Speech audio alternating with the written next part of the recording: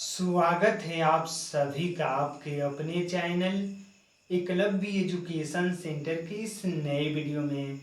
दोस्तों, आज की इस बेहद ही महत्वपूर्ण वीडियो में हम यह जानने का प्रयास करेंगे कि नवंबर के महीने में चने की खेती करने का सही रणनीति क्या है, और इसके साथ साथ यह भी जानने की कोशिश करेंगे कि नवंबर के महीने में चने की खेती करने के लिए हम कौन सी हाइब्रिड वैरायटी का चयन करें जो हमें ज़्यादा से ज़्यादा लाभ देने में सक्षम हो सकती है।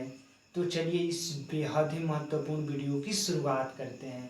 जैसा कि आप जानते हैं कि चना एक ऐसी फसल है जिसकी खेती करके निश्चित तौर पर हम 3 से 4 महीने के अंतर्गत में अपने चना की फसल से ज़्यादा लाभ प्राप्त करने में सफल हो सकते हैं।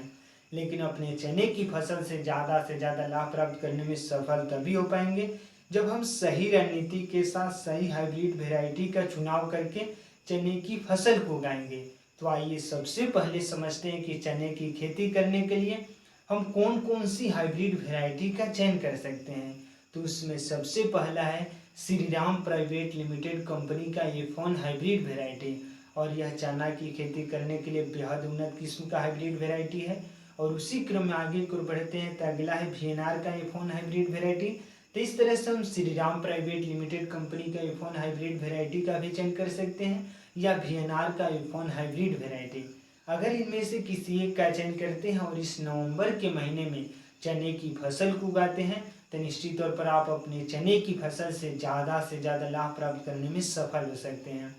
और इसके साथ साथ यह भी ध्यान में रखना होगा कि हमें अपने चने की फसल में सही रणनीति के साथ सही तरीकों से खादों का भी प्रयोग करना होगा। यानी चने की फसल में हम NPK का प्रयोग कर सकते हैं पहली खाद के रूप में, यानी नाइट्रोजन, फास्फोरस और पोटास।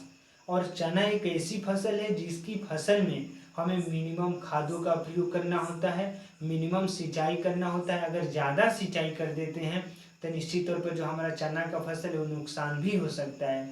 तो इस तरह से कम सिंचाई करना है, कम खादों का प्रयोग करना है, और निश्चित तौर पर हम अपने चने की फसल से लाभ प्राप्त करने में सफल हो सकते हैं। और इसके साथ साथ यह भी ध्यान में रखना होगा कि जैसे ही हमारे चने की फसल में फूल लगना शुरू हो जाए तो उस समय हमें एक बार सही रणनीति के साथ सही कीटनाशक दवाओं का चुनाव करके एक बार स्प्रे कर देना है, जिससे जो हमारे चने की फसल में लगे प्रत्येक फूल पूरी तरीकों से फल में तब्दील हो सके। तो आज की इस बेहद ही महत्वपूर्ण वीडियो में बस इतना ही। अगर आप हमारे चैनल के साथ नए जुड़े हैं और वीडियो अच्छा लग रहा है, कुछ सीख पा रहे हैं इस वीडियो के माध्यम से, तो हमारे चैनल को कर दीजिए सब्सक्राइब, ताकि हमारे द्वारा अपलोड किया गया हर वीडियो आपके पास सबसे पहले पहुंच जाए। और हम तथा हमारी टीम भी उत्साहित महसूस करें कि आपको नवंबर के महीने में चने की खेती करने से जुड़े सही जानकारी देने में हम थोड़ा सा भी सफल हो रहे हैं। तो हमें दीजिए इजाज़त। धन्यवाद। Thank you.